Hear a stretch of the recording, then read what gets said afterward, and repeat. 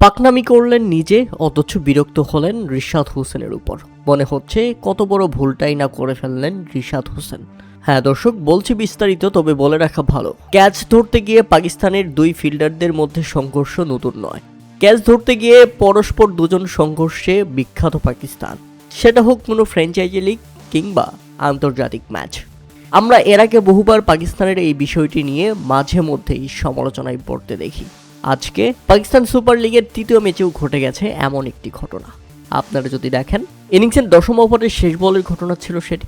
Batsman Mohammad হারিস catch তুলে দিলে সেই ক্যাচটা আগে থেকেই ধরার জন্য সেখানে প্রস্তুত ছিলেন রিশাদ হোসেন, কিন্তু হুট করেই সেখানে ছুটে আসেন মোহাম্মদ রেজওয়ান এবং এসে রিশাদের উপর থেকে ক্যাচটা লুফে নেন তিনি। এবং ক্যাচ লুফে নিয়ে তিনি এমনভাবে বিরক্ত হন রিশাদ হোসেনের উপর, যেটা ছিল একেবারেই অপ্রত্যাশিত। রিশাদ হোসেন শুধু বলছিলেন, ওকে ঠিক আছে, আপনি ক্যাচ ধরেছেন তো কোনো সমস্যা নাই, একজন ধরলেই হলো। কিন্তু ক্যাচটা ছিল রিশাদের এবং রিশাদ হোসেন সেখানে উপস্থিত ছিলেন। কিন্তু নিজেকে হিরো প্রমাণ করতে উইকেটের পেছন থেকে দৌড়ে এসে তিনি বাউন্ডারি লাইনে ক্যাচ লুফে দিলেন। যে ক্যাচটা ছিল রিশাদ হোসেনের ধরার কথা, সেই ক্যাচটা তিনি এত বড় একটা দৌড়ের রিস্ক নিয়ে ধরে ফেললেন।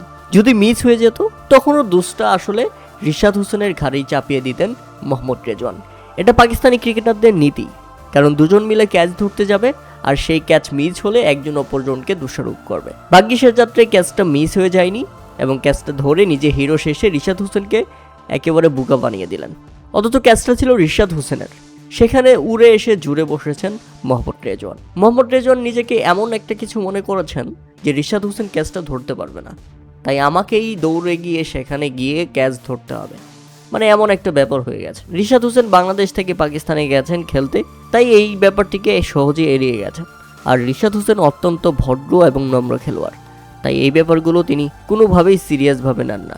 শুধু মোহাম্মদ রেজওয়ানকে বলছিলেন, ঠিক আছে সমস্যা নাই, ক্যাচ ধরলেই হলো। এরপর নিজের তৃতীয় ওভার করতে এসে দারুণ বোলিং করেছেন রিশাদ হোসেন, তুলে নিয়েছেন দুর্দান্ত একটি উইকেট, ফিরিয়ে দিয়েছেন অস্ট্রেলিয়ান ব্যাটসম্যান আরন হার্ডিকে। তাতে রিশাদ হোসেন নির্ধারিত 4 ওভার শেষে খরচ করেন 35 রান, তুলে নিয়েছেন 1 উইকেট। পিএসএলে রাওয়ালপিন্ডিজ এর অভিষেকটা দারুণ হয়েছে রিশাদ হোসেনের জন্য। অপরদিকে শরীফুল ইসলাম অভিষেক ম্যাচে রাঙাতে পারেনি পেশর জার্মির জার্সিতে।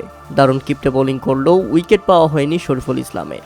নির্ধারিত 4 ওভারে 31 রান খরচ করেছেন, তবে এ যাত্রায় উইকেটের দেখা পায়নি শরীফুল ইসলাম। আশা করছি পরবর্তী ম্যাচে দারুণভাবে ফিরবেন শরীফুল ইসলাম। প্রিয় দর্শক, মোহাম্মদ রেজওয়ানের এমন অতি পাকনামিকে আপনারা কিভাবে দেখছেন তা অবশ্যই আমাদের কমেন্ট করে জানাবেন।